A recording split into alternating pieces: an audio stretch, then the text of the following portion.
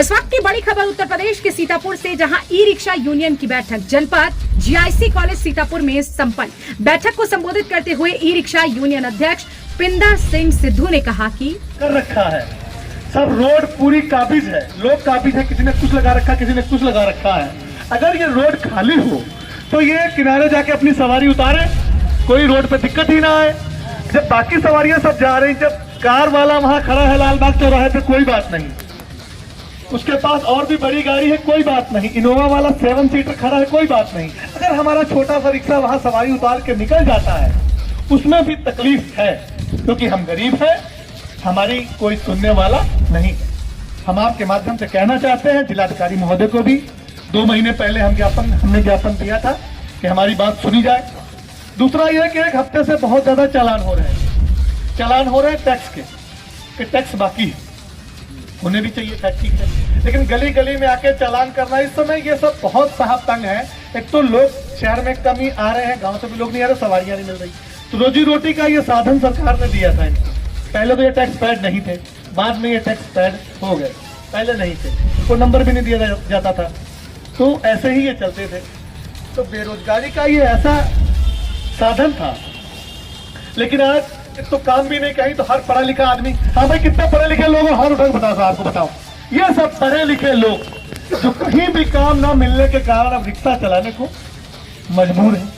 ठीक है, कोई बात नहीं, हमें यह है कि एक तो हमारा रूट तय हो जाए, आरटीओ तय करे, टीआई तय करे, कोई भी तय करे, जो शहर के लोग हैं,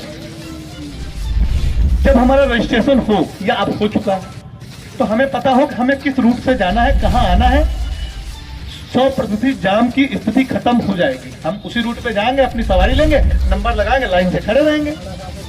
हमें रूट का परमिट चाहिए। और जो हमारे साथी गांव क्षेत्र से आ रहे हैं, उनका भी परमिट, या उनको भी जो भी आदेशित कैसे जिलाधिकारी से हो, आरटीओ से हो, आप ही कर सकते हैं। हम लोग तो अपनी बात बता सकते हैं।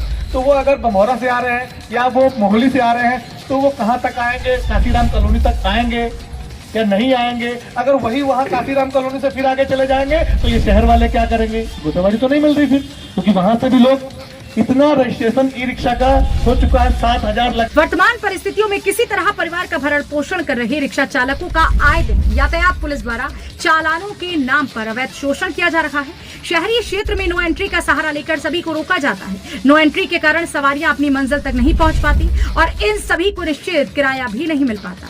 कई बार निवेदन के बाद भी शहर में खाली पड़े स्थानों पर रिक्शा स्टैंड की अनुमति नहीं दी गई। दूसरी तरफ बगैर अनुमति प्राइवेट बसों में मुख्य चौराहों पर रोककर सवारियां बैठाई जाती हैं और यातायात पुलिस इस कार्य में सुविधा शुल्क की वसूली करती है। अवैध एंट्री के कारण आए दिन जाम की समस्या बड़ी गाड़ियां, छोटा हाथी और मैजिकों द्वारा शहरी क्षेत्र के मुख्य चौराहों पर बनी रहती है। जाम का ठीकरा नो एंट्री का शिकार ई रिक्शा चालकों के सर पर फोड़ा जाता है। यूनियन संरक्षक शिव प्रकाश सिंह ने कहा, छोटे से शहर सीतापुर में सिटी में लगभग 7,000 ऑटो चल रहे हैं और रोज नई ई रिक्शा बढ़ रही है। सभी साथियों से